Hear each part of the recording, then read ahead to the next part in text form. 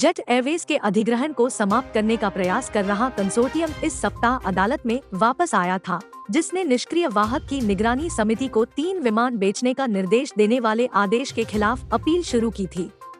मामला औपचारिक रूप से कंसोर्टियम ऑफ मुरारी लाल जालान और फ्लोरियन फ्रिट्ज बनाम एस एविएशन 7 लिमिटेड और अन्य कॉम एटी इंस नंबर 1517 ऑफ 2023 शीर्षक से नेशनल के चेयरपर्सन कोर्ट में सूचीबद्ध किया गया था।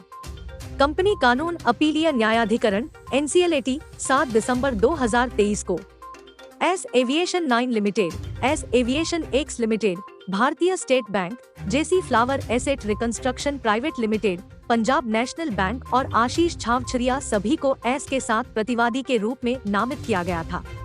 एविएशन 7 लिमिटेड विवाद माल्टा स्थित विशेष प्रयोजन वाहन एस एविएशन और निगरानी समिति के बीच 2022 के समझौते से संबंधित है, जिसमें एस ने 3B777-300 ER खरीदने के लिए समिति के आग्रह का जवाब दिया है।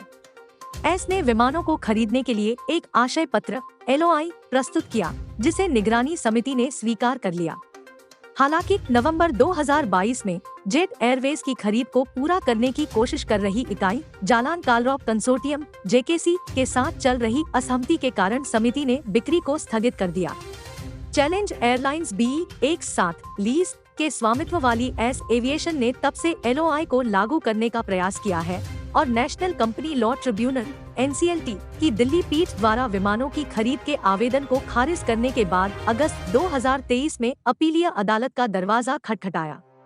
जुलाई में हालांकि NCLT ने एयरलाइन के स्वामित्व परिवर्तन को अंतिम रूप दिए जाने तक लेनदेन को मंजूरी देने से इनकार कर दिया। हालांकि JKC ने 2021 NCLT अनुमोदित समाधान योजना के अनुसार लेनदारों को अपने कई वित्तीय दायित्वों को पूरा करने के तुरंत बाद एस यह तर्क देते हुए अदालत में वापस आ गया कि JKC भुगतान ने स्वामित्व परिवर्तन को गति दी और अदालत को मामले की दोबारा सुनवाई करनी चाहिए। अक्टूबर के अंत में NCLT की मुंबई पीठ ने आदेश दिया कि निगरानी समिति एस एविएशन के साथ अपने समझौते का सम्मान करे। निगरानी समिति मोटे तौर पर विमान बेचने का समर्थन करती है, लेकिन JKC इसका विरोध करती है। JKC के वकील ने ट्रिब्यूनल को बताया कि JKC और लेनदारों की समिति के बीच प्रभावी तिथि से संबंधित विवाद सुलझने के बाद ही किसी भी संपत्ति की बिक्री नए सिरे से शुरू की जानी चाहिए। इस सप्ताह कंसोर्टियम की ओर से पेश पूजा महाजन ने अदालत में इसका संक्षेप में उल्लेख करते हुए अपनी अपील शुरू की। हालांकि उस दिन समय की कमी का हवाला देते हुए 3 पैनल अपीलीय न्यायाधिकरण ने बाद में मामले को 12 दिसंबर तक के लिए स्थगित कर दिया।